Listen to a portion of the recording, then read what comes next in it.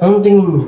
Popsi, it melts in the mouth. Talaga? Ang sarap. Manyaman, masarap. Sarap ah. Kabog.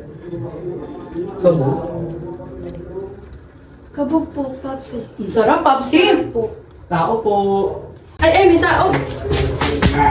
Bambuli ka nga. Bakit? Teka, Bakit ba? pwede bang mag-ingat-ingat ka sa pananalita mo? Hindi natin alam ang magiging reaksyon ni Popsi kapag nalaman niyang balita. Bambo anak. Yung sinabi mo kanina, kabo. Si Dano yung baklang parlorista niya sa tapat ng bahay natin. Lagi ko naririnig yun sa kanya. Ano ibig sabihin nun? Kabog po. Expression yun eh. Parang ang galing-galing. Parang ang saya-saya. Kapag sa pagkain po, parang ang sarap-sarap. Maganda pakinggan. Tatawagin kong kabog ang tinapay niya. Talaga po, Popsi? Oo, kabog. Ang lakas ng dating eh. Kabog.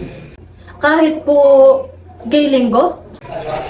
Wala namang masamang pakinggan, di ba? Di mo ba gusto? Gusto po. Kung anong gusto ng anak ko, gusto ko rin.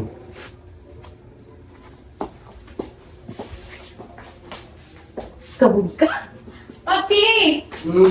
Bagay yung pangalan ko, Bob.